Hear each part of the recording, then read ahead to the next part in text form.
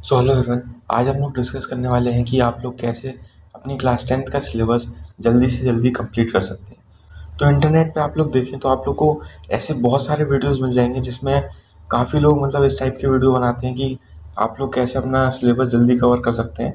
उसमें वो लोग आप लोगों को कुछ इलॉजिकल सी चीज़ें बताते हैं या कुछ लोग टाइम टेबल देने लगते हैं कि इसे फॉलो कर लीजिए, इससे आप लोगों का सिलेबस बहुत जल्दी कवर हो जाएगा।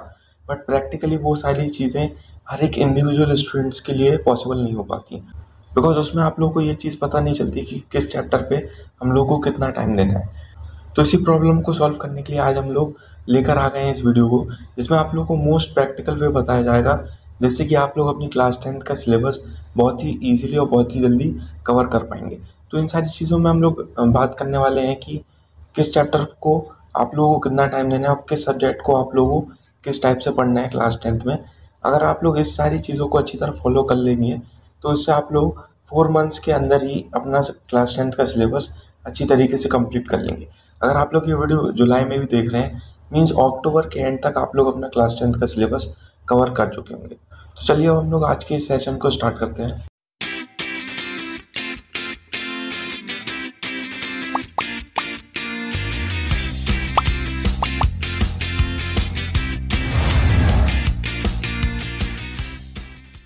तो क्लास 10th के केस में हम लोग मेनली आज बात करने वाले हैं साइंस, मैथ्स और सोशल साइंस।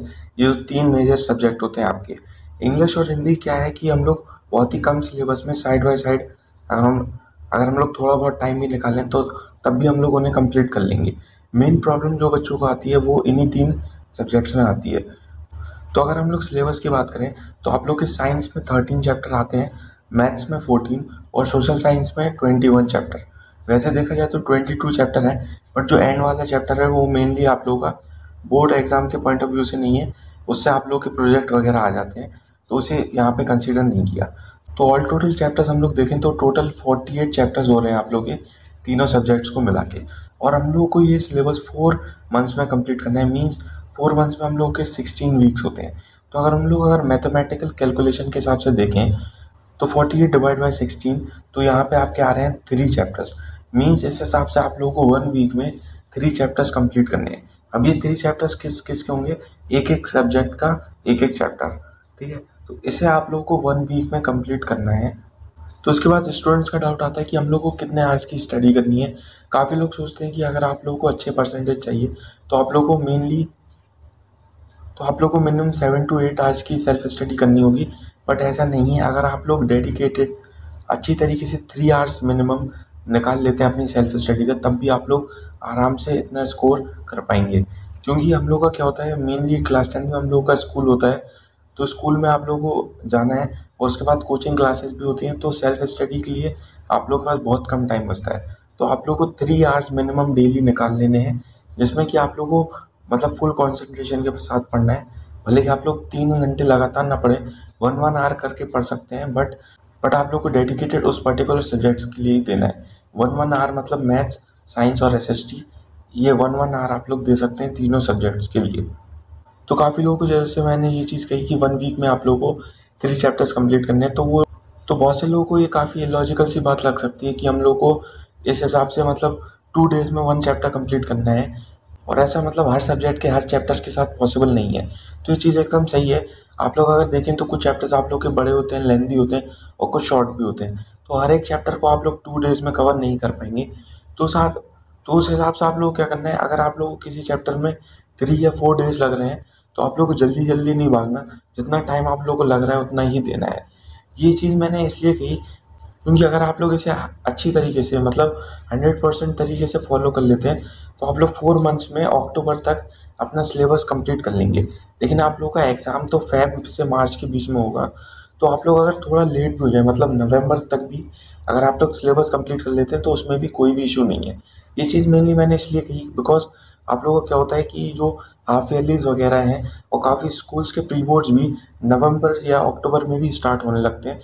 तो अच्छा होगा कि अगर आप लोग अक्टूबर में आप लोग अराउंड अपना 80% या उससे ज़्यादा सिलेबस कंप्लीट कर लें। ज़रूरी नहीं है कि आप लोग पूरा 100% ही करें, बट मैक्सिमम से मैक्सिमम आप लोग अपना सिलेबस निकाल लें। उससे आप लोग को बाद में रिवीजन के लिए भी काफ़ी टाइम मिलेगा, और आप लोग के अपकमिंग बोर्ड एग्जामिनेशन में भी वो काफ़ी ज़्यादा बेनिफिशियल रहेगा। तो इसका यही मतलब निकलता है कि ज़रूरी नहीं है कि एक हफ्ते में ही आप लोगों को अपने 3 चैप्टर कंप्लीट करने हैं। ट्राई आप लोगों को यही करना है, और अगर थोड़ा बहुत आगे पीछे हो जाए तो आप लोगों को ज़्यादा डिमोटिवेट नहीं होना, आप लोग अपने हिसाब से भी इस चीज़ को मॉडिफाई कर सकते हैं। ठीक है, मेन है कि आप लोगों को डेली का 3 आवर्स मिनिमम आप लोगों को निकालना है सेल्फ स्टडी के लिए। तो हम लोगों ने ये चीज़ ओवरव्यू ले लिया कि क्या क्या चीज़ें आप लोगों को किस सब्जेक्ट में कितने टाइम के लिए पढ़नी है और कितने टाइम तक पढ़नी है। तो उसके बाद अब हम लोग देख लेते हैं कि आप लोगों को ये सारी चीज़ें करनी कैसे है, मतलब किस टाइप से हम लोगों को ये सारी चीज़ें पढ़नी है। तो सबसे पहले तो जो पॉइंट आता है वो आता है कॉन्सेप्ट का। अगर आप लोग देखें तो अब जो क्लास 10 का पैटर्न है वो काफ़ी ज़्यादा चेंज हो चुका है। अगर हम लोग पहले की बात करें तो उसमें क्या होता था, मैक्सिमम आप लोगों के सब्जेक्टिव क्वेश्चंस आते थे और मिनिमम 5 to 6 एमसीक्यू क्वेश्चंस आते थे। इसमें आप लोग को अगर कोई भी चैप्टर वाइज बुक ले लें, उसके जितने भी लॉन्ग आंसर्स हैं, जैसे क्वेश्चन दिया है उसमें लंबे लंबे पैराग्राफ में आंसर दिया रहता था, बच्चे वही रट के चले जाते थे और एग्ज़ाम में लगने के बाद उनके अच्छे परसेंटेज भी आ जाते थे। बट इस टाइम पे ऐसा नहीं है। अगर आप लोगों ने पैटर्न उसका देख लिया हो, क्लास 10 में आप लोगों को 40 से 50% लॉजिकल रीजनिंग के क्वेश्चन आ गए हैं, जिसमें कि आप लोगों के असर्शन रीजनिंग क्वेश्चन आते हैं, केस स्टडी बेस्ड क्वेश्चन आ जाते हैं, जिसमें आप लोगों को डीप नॉलेज होनी चाहिए आप लोगों के थ्योरी पोर्शन की। मीन्स आप लोगों का कंसेप्ट स्ट्रांग होना चाहिए बिल्कुल, तभी आप लोग उस टाइप के क्वेश्चन कर पाएंगे। तो उसमें कॉन्सेप्ट आप लोगों का स्ट्रांग होना काफ़ी ज़्यादा इंपॉर्टेंट है। वो चीज़ कैसे होगी, अगर आप लोग अच्छी तरीके से अपने चैप्टर को रीड करेंगे, उसे समझेंगे। उस चीज़ के आप लोग क्या कर सकते हैं, अगर आप लोग को अपने जहाँ पे भी आप लोग पढ़ रहे हैं स्कूल्स में या कोचिंग्स में समझ में आ रहा है तो ठीक है, वरना आप लोग जो वन शॉट लेक्चर्स हैं आप लोग यूट्यूब पे अवेलेबल रहते हैं, उसका भी हेल्प ले सकते हैं। उससे भी आप लोग जल्दी जल्दी अपना सिलेबस कवर कर सकते हैं। उसके बाद आप लोग क्वेश्चंस पे आ सकते हैं। तो यहाँ से आप लोग अपना कॉन्सेप्ट वाला पोर्शन कंप्लीट कर लेंगे। इसके बाद नेक्स्ट पॉइंट आता है आप लोगों का एनसीईआरटी। तो एनसीईआरटी में आप लोगों को, तो यहाँ पे एनसीईआरटी करने का सिर्फ ये मतलब नहीं है कि आप लोगों ने उसके क्वेश्चंस लगा लिए बैक एक्सरसाइज। एनसीईआरटी मीन्स आप लोगों को उसका हर एक लाइन अच्छी तरीके से पढ़नी है। उसके जो इंटेक्स क्वेश्चन होते हैं, एडिशनल एक्सरसाइजेज होती हैं, बैक एक्सरसाइजेज होती हैं, वो भी अच्छी तरीके से लगा लेनी है और उसमें देखना है कि कौन सा कॉन्सेप्ट यूज हुआ है। अपने हिसाब से आप लोग आंसर फ्रेम करके देख सकते हैं, और जब आप लोगों को आंसर्स ना है तब आप लोग गाइड या उसके जो सोल्यूशंस है उसकी हेल्प ले सकते हैं। तो इस टाइप से आप लोग की जो एनसीईआरटी है वो भी कवर हो जाएगी। तो इसके बाद हम लोग चलते हैं नोट्स पे, जो कि काफ़ी ज़्यादा इंपॉर्टेंट पोर्शन होता है आप लोगों का। काफ़ी लोग क्या करते हैं नोट्स मेकिंग में, क्या उनकी हैबिट होती है, टेक्स्ट बुक की तरह जैसे उन्होंने कोई भी पर्टिकुलर हेडिंग है वो लिखी, उसके बाद उसके बड़े बड़े पैराग्राफ लिख दिए, फिर दूसरा पॉइंट लिखा उन लोगों ने, दूसरी हेडिंग लिखी, उसके बाद फिर वो उसी टाइप से मतलब बुक की तरह ही एक टेक्स्ट बुक बना देते हैं। उससे आप लोगों को क्या होता है, उसे लर्न करने में भी काफ़ी ज़्यादा टाइम लगता है और रिवीजन के टाइम पे भी आप लोग को बहुत ज़्यादा टाइम टेकिंग हो जाती हैं वो चीज़ें। नोट्स का मीन्स होता है कि आप लोग शॉर्ट एंड प्रिसाइज वे में, मतलब फ्लो चार्ट्स के फॉर्म में, डायग्राम्स के फॉर्म में, पॉइंट्स के फॉर्म में, जो बड़ी बड़ी थ्योरीज हैं पैराग्राफ के फॉर्म में, उन्हें समराइज करके लिखें, जिससे कि आप लोगों को लर्न करने में भी ईजी हो और रिमेंबर करने में भी काफ़ी ज़्यादा ईजी रहे। उस टाइप से आप लोगों को नोट्स बनाने हैं। नोट्स में क्या करना है, सिर्फ थ्योरी का नहीं बनाना है।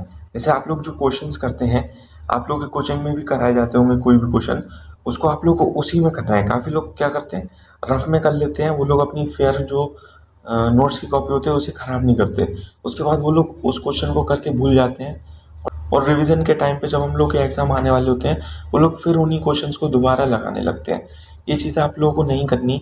वही जो नोट्स वाली आप लोगों की नोटबुक है, उसी में आप लोगों को जो क्वेश्चंस है उसकी प्रैक्टिस मेंटेन करनी है। उससे क्या होगा, जब आप लोग, जैसे फॉर एग्जांपल कोई भी आप लोगों ने क्वेश्चन किया, उसका आप लोग सोचते हैं कि इस अप्रोच से वो हम करेंगे, जैसे आप लोगों ने वो किया और वो आंसर जब चेक किया तो वो गलत आया, तो आप लोगों को वहीं पे कट लगा देना है। उसके बाद उसी के नीचे से उसका जो सही आंसर है वो उस टाइप से सोल्यूशन करना है। उससे क्या होगा, जब आप लोग रिवाइज कर रहे होंगे तो आप लोगों को पता रहेगा इस क्वेश्चन में आप लोगों ने इस टाइप से पहले करने का ट्राई किया था, वो चीज़ गलत हुई, तब आपने दूसरा किया। तो उससे आप लोग वो मिस्टेक दोबारा नहीं दोहराएंगे और आप लोगों को पता रहेगा कि किस टाइप के क्वेश्चंस में आप लोगों को प्रैक्टिस की ज़्यादा ज़रूरत है। ठीक है, तो आप लोगों को जो नोट्स वाली कॉपी है उसी में ये क्वेश्चंस वाले भी मेंटेन करने हैं। ठीक है, तो इस टाइप से आप लोग के नोट्स भी बन जाएंगे। अब लास्ट जो पॉइंट आता है आप लोग का, वो होता है प्रैक्टिस PYQs। तो PYQs प्रैक्टिस करने से क्या होता है, आप लोग में कॉन्फिडेंस आता है। अगर आप लोग कोई पर्टिकुलर चैप्टर पढ़ लेते हैं, उसके बाद उसके नोट्स भी आप लोग अच्छी तरीके से बना लेते हैं, लेकिन अगर PYQs करके नहीं जाते तो आप लोग जो क्वेश्चन पेपर है उसमें क्वेश्चन देख के ब्लैंक हो जाते हैं कि हम लोगों को क्या करना है क्वेश्चन में, हम लोग को समझ ही नहीं आ रहा, जबकि आप लोगों ने वो चीज़ पढ़ी होगी कहीं ना कहीं पे। तो मेक श्योर कि आप लोग PYQs भी प्रैक्टिस करके जाएं, उससे आप लोगों को आंसर फ्रेमिंग की भी हैबिट बनी रहेगी और ये भी पता रहेगा कि किस क्वेश्चन में आप लोगों को किस टाइप से आंसर फ्रेम करके लिखना है। तो यही कुछ पॉइंट्स हैं जिन्हें अगर आप लोग अच्छी तरीके से फॉलो कर लेते हैं तो आप लोग अपना क्लास 10th का जो सिलेबस है उसे बहुत जल्दी 4 मंथ्स के अंदर अंदर कंप्लीट कर पाएंगे। और मेक श्योर जो मैंने आप लोगों को बताया कि आप लोगों को हर रोज़ 3 आवर्स की सेल्फ स्टडी देनी है और वो उसमें आप लोगों का कोई भी डिस्ट्रैक्शन नहीं होना चाहिए। जो फ़ोन वगैरह यूजेस है, कोई भी गेम्स वगैरह आप लोग यूज़ करते हो, वो आप लोगों को सेल्फ स्टडी के बाद ही करने हैं, ठीक है। तो इन 4-5 मंथ्स के लिए इन्हीं सारे पॉइंट्स को आप लोगों को अच्छी तरीके से फॉलो करना है और उसके बाद आप लोगों के जो रिमेनिंग मंथ्स बचते हैं बोर्ड एग्जाम से पहले, उन्हें आप लोग रिवीजन में यूटिलाइज कर सकते हैं। तो आई होप कि आप लोग को ये सारी चीज़ें समझ में आ गई होंगी और ये पॉइंट्स आप लोगों के लिए हेल्पफुल लगे होंगे। तो अब हम लोग इस वीडियो को यहीं पे करते हैं। अगर आप लोगों को अपनी क्लास 10th की प्रिपरेशन में कोई भी डाउट आ रहा हो तो उस चीज़ के लिए आप लोग कमेंट सेक्शन में बता सकते हैं। तो चलिए तब तक के लिए take care and thank you.